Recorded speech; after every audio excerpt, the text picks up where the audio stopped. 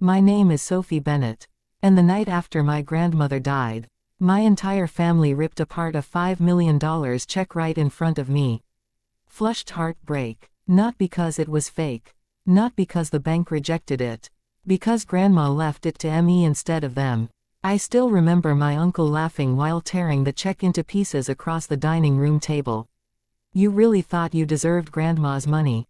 My mother smirked. My cousins recorded videos mocking me. And just like that, the only thing Grandma ever left me was destroyed forever. Or at least, that's what they believed. Because the very next morning, my phone rang unexpectedly. And when the bank manager introduced himself, my entire life changed in less than 5 minutes. My name is Sophie Bennett. I grew up in Dallas, Texas, surrounded by wealth I was never truly allowed touching. My grandmother Eleanor Bennett came from old oil money, massive estates, luxury investments, private charities. By the time I was born, the Bennett family already carried a reputation for power and money across half the state. But despite all that wealth, our family was emotionally toxic. Especially toward me. See, my father died when I was 8 years old. After that, my mother became obsessed with survival through family approval. Which basically meant one thing: never upset the rich relatives. My uncles controlled family businesses. My cousins inherited opportunities automatically. Meanwhile, my mother and I stayed financially dependent on occasional help from Grandma Eleanor. And honestly, the rest of the family never let us forget it. Every holiday dinner became subtle humiliation. Comments like, "Some people contribute more than others," or, "Money should stay with people who know how to maintain it." As a child, I didn't fully understand those insults. As an adult, I realized they were always directed at us. Especially me. Because unlike my cousins, I didn't worship money. I worked hard, studied nursing, lived modestly. Grandma secretly admired that, even though nobody else did. Out of all the grandchildren, I spent the most actual time with her. Not because I wanted inheritance. Because she felt lonely. Most relatives visited Grandma only when they needed checks, favors, or business connections. I visited because she liked old jazz music and hated eating dinner alone. Over time we became incredibly close. She told me stories nobody else cared listening to anymore. About losing her husband young. Building charities secretly. Regretting how greed poisoned the family over decades. One evening about a year before she died, Grandma suddenly looked at me seriously and said, "Money reveals character faster than anything else." At the time, I thought she was simply being philosophical. I had no idea she was warning me. When Grandma's health worsened at 86, the family suddenly transformed overnight. Relatives who ignored her for months started visiting constantly. Expensive flowers, fake smiles, public concern. It made me sick watching them perform love strategically. Meanwhile, Grandma quietly noticed everything. One night while I sat beside her hospital bed, she squeezed my hand weakly and whispered, "Promise me something." "Anything," I answered immediately. Her tired eyes filled with sadness. "Don't let them destroy your kindness." I started crying instantly, because deep down, I think she already knew what would happen after she died. Grandma passed away peacefully 2 weeks later. And honestly, losing her shattered me emotionally. She wasn't just my grandmother. She was the only person in that family who ever made me feel genuinely valued. The funeral itself felt cold and performative. Relatives discussed assets before burial flowers even wilted. My Uncle Richard literally argued with lawyers near the cemetery parking lot. That's the kind of family I came from. Then came the official family gathering after the funeral. Everyone crowded inside Grandma's massive dining room waiting for preliminary inheritance discussions. The atmosphere felt tense immediately.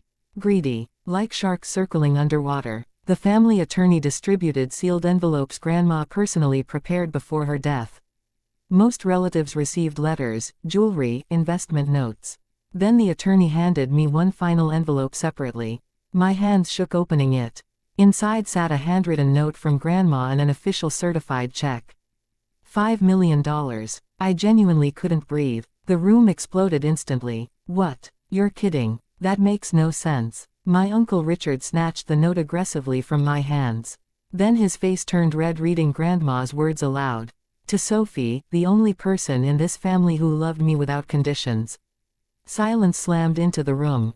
Heavy silence. Then chaos erupted. My cousin Amanda laughed bitterly. This is emotional manipulation. Mom looked terrified. Not happy. Terrified. Because suddenly every family relationship shifted instantly. Then Uncle Richard stood up furiously. She manipulated a dying old woman. I grabbed the check protectively. That's not true. But nobody cared about truth anymore. Only money. Suddenly Amanda ripped the check from my hands. Everything happened so fast afterward.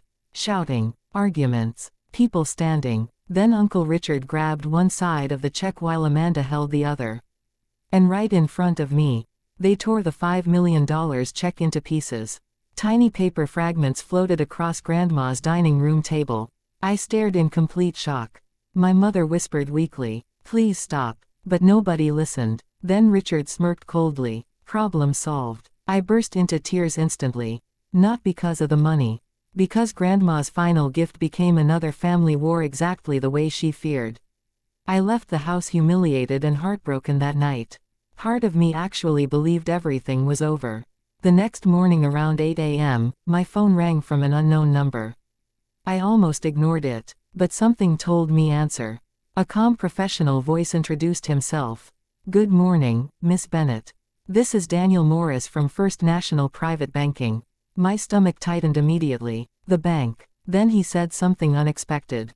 "Your grandmother anticipated possible interference regarding the ceremonial check." I sat upright instantly. What? Apparently the physical check at the house was symbolic only. The real transfer existed digitally through a protected trust already approved legally weeks earlier. The torn paper meant absolutely nothing. I nearly dropped my phone. "Mr. Morris continued calmly, your grandmother specifically instructed us to contact you if any family conflict occurred."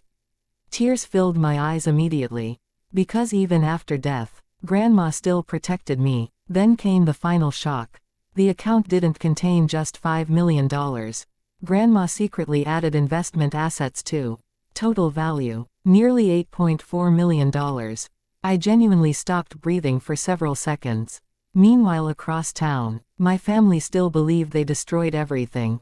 3 hours later, Uncle Richard arrived at my apartment furious after learning the transfer succeeded anyway. Apparently the attorney informed everyone officially. He pounded aggressively on my door screaming, "You manipulated her." For the first time in my life, I didn't feel intimidated, because suddenly I understood something clearly. Greedy people always accuse others of manipulation when they fail controlling outcomes themselves. I opened the door calmly. "You tore apart Grandma's final gift one day after burying her." Richard's face twisted with rage. Then I quietly added, "She knew exactly who all of you were."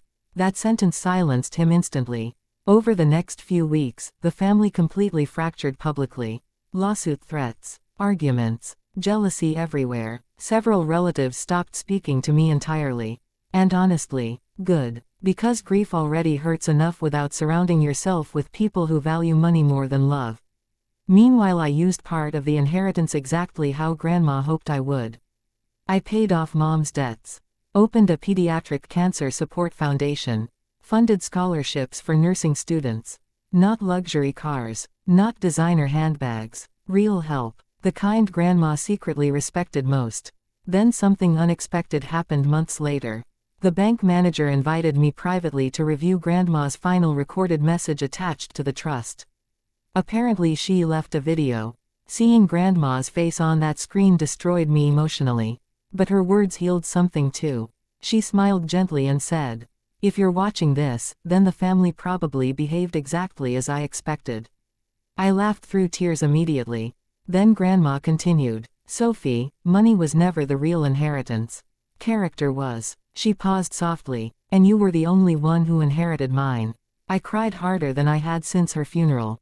Because deep down, that mattered more than millions ever could. Today I'm 33 years old. My foundation now helps hundreds of families yearly. Mom finally escaped decades of emotional dependence on toxic relatives. And me, I still miss Grandma every single day. But every time someone asks why I dedicate so much money helping strangers, I remember her sitting beside hospital windows warning me not to let wealth destroy kindness. And thankfully, it never did. Money does not create greed.